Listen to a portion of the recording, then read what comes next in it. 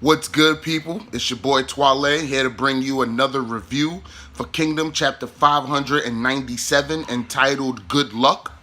Now, this chapter was really slow to me. Like, there wasn't a lot of action in it, but it was a really good chapter, like damn near great chapter, because we got to see young Oki and we got to see young Toe. Young Toe looked like a savage with them crazy ass eyes. Yo, I fucks with Toe. Oh man, I fucks with Toe. So that was just great to see.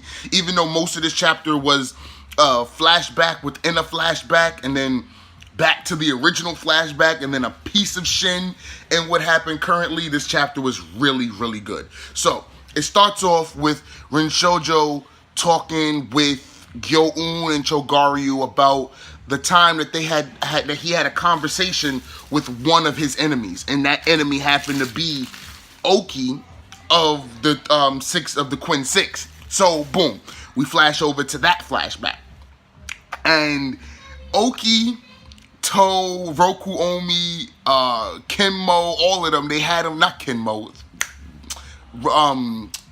damn, what was his name? Roku Omi, and then it was like Rudan or something like that. I know he died against the Renbo. He died against Renbunkin and the Coalition War, but he was here, and Roku Omi is just yelling at CGR and them like, "Oh, you lucky your ancestors put this tiny ass river in between us, or we'd kill you right here, right now." And Chogaryu was like, "Luck, nigga, you was drawn here by my master." And then he was like, "Nigga, I'm gonna kill you." And then Chogaryu was like, "Come try." That shit was so funny to me. I'm sorry. That was probably the best interaction between characters that weren't generals, because that shit to me was just hilarious. Just, yo, I'm gonna kill you. Come try, nigga. What up? I'm here. And then RinshoJo talks about how he wants to see Oki face to face in the flesh.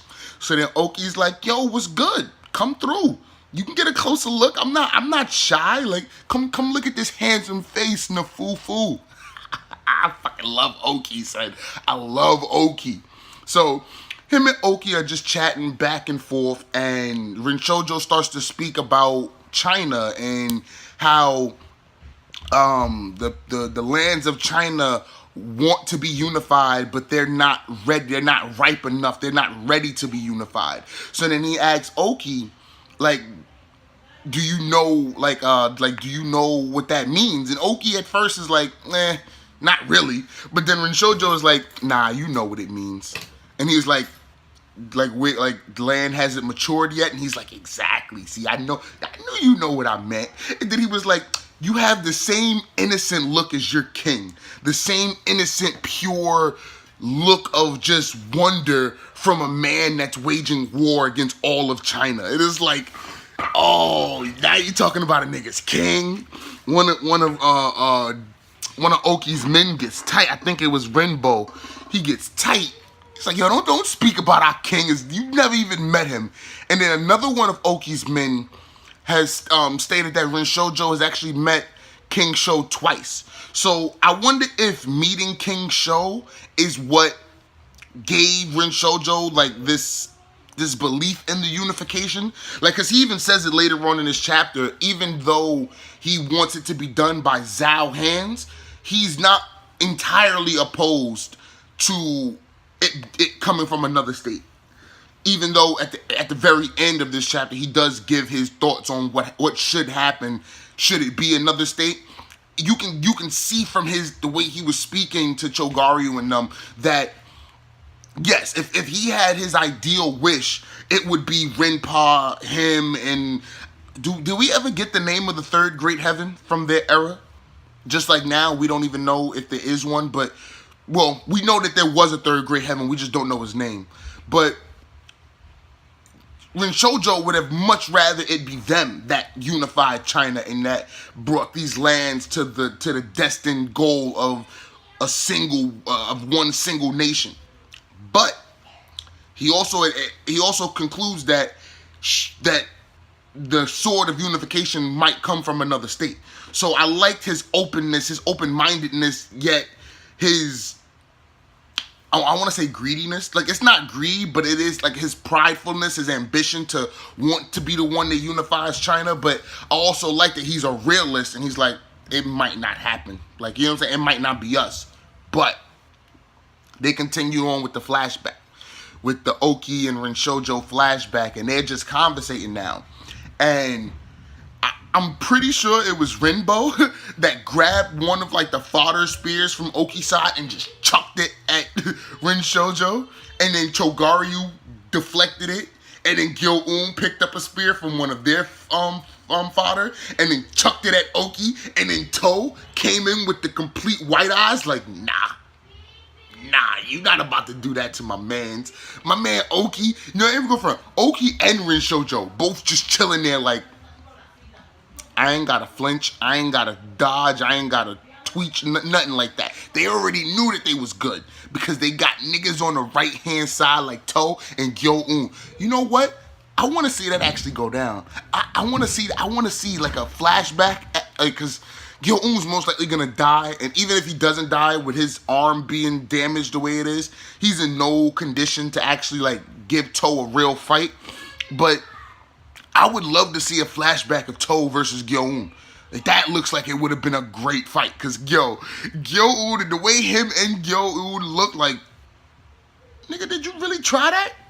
Like, really? Did you really try that? So, they deflect the incoming spears, and then it just, like, spins off to the side. And then RinshoJo continues to have his little chat with Oki. And then, no, before they chat continues, Oki... Yo, shout outs to my man Roku Omi. Because just like me growing up, he was the scapegoat and the troll for everybody. I lied to you not, people. Growing up in my household, all you had to say was Twali did it, and I got in trouble. So I swear to God, Roku Omi is just like that. Because, Oki just looked at him like, Roku Omi. And it's like, not me? Not Rimbo, the nigga that actually threw the first speed. Like, me? What did I do? It's like, yo, I love it. I love it so much. I love it so much. So, Roku Omi is my nigga. I fucks with Roku Omi. He gets trolled. He gets trolled as if he's the one that actually attacked first. Rimbo is just like, don't. Yeah, stop bitching. Just like my cousins used to do to me. Stop bitching, nigga. We ain't getting in trouble, so don't be a snitch. Whatever. So, they continue to have their conversation, but then Chogaryu and them realize that Quinn reinforcements are coming from around the river that that had been separating them. So, not to overstay their welcome and to invite more danger, because that would have been stupid, RinshoJo and his men retreat and they leave. But right before he leaves, he looks back at Oki and he tells Oki to pray for good fortune, because I'll be doing the same. And then Oki asks, like, whose good fortune should I pray for? And RinshoJo says, who knows? Now, us, again, being a kingdom reader, I kind of hope that it was Shin, that he was supposed to, like, been prophesized waiting for. You know what I'm saying? Like Shin is the one that he was supposed to be putting his good fortune in. Like, yo, good fortune to you, young Shin. Nah, did he say that to Shin? See, now I gotta go reread Oki's death to figure out if he actually gave, if he actually said, good luck to you, Shin, or I wish you good fortune in the wars to come. Like, if that's really what he said, then we owe a lot then we owe a little bit to RinshoJo, because it seems like Oki didn't have a full grasp of what, like, he was trying to say. He had, like, a few inclinations, but he didn't have a full grasp of what RinshoJo was trying to say. So it seems like RinshoJo kind of shaped things to be, at least as far as Oki, like, being willing to, like, pass it on to another generation. So we leave, and Chogaryu and them run away so that they don't get killed. And then we flash back into the original flashback, where RinshoJo tells them, like, yeah, I would love for Zhao, like, these lands of ours have been fighting for 500 years, and they're desperately crying out to be one unified China, one nation, and that the sword of unification might not come through Zhao's hands.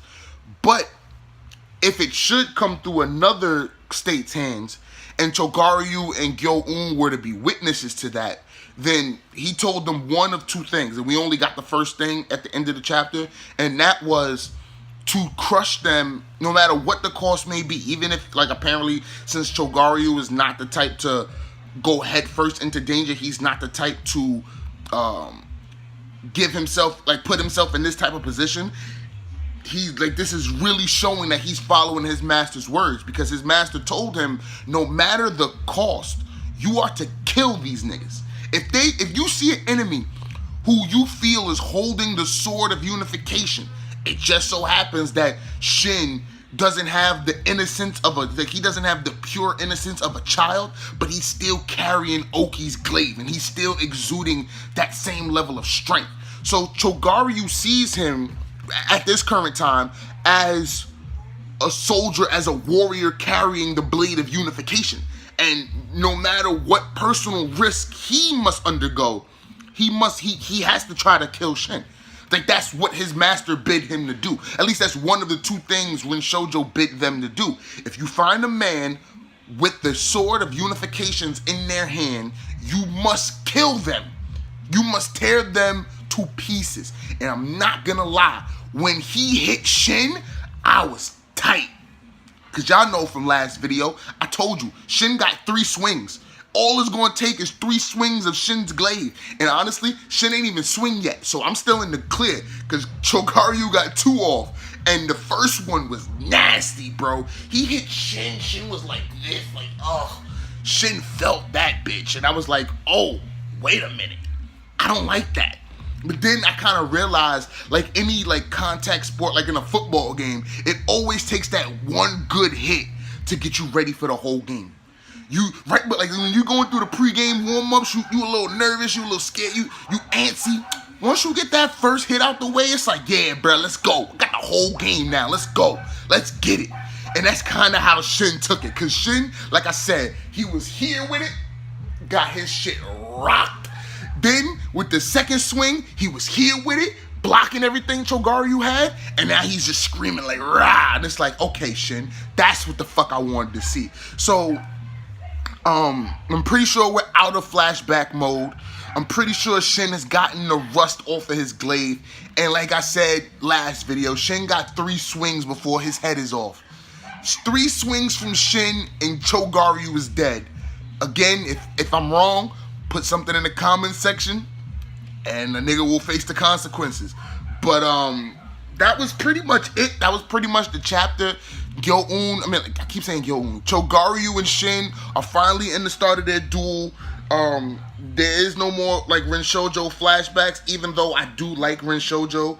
I liked his personality. I liked the way, I liked his realism. Like most people, it's like, oh, if it's not Zao, then it's nobody. I'd rather see the country destroyed than see Quinn unify and bring peace to the land. But nah, he seemed to, you know what I'm saying? If it's not Zao, then the niggas that do it better be a fucking one. And I ain't got no problem with that.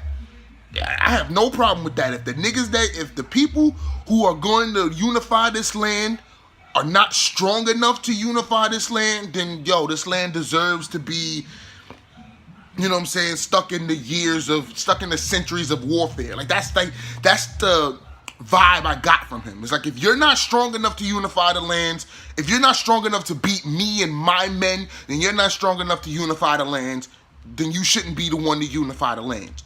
But if you are that strong, I wish you good fortune in the wars to come. That's my review. Like, comment, and subscribe, people. Peace.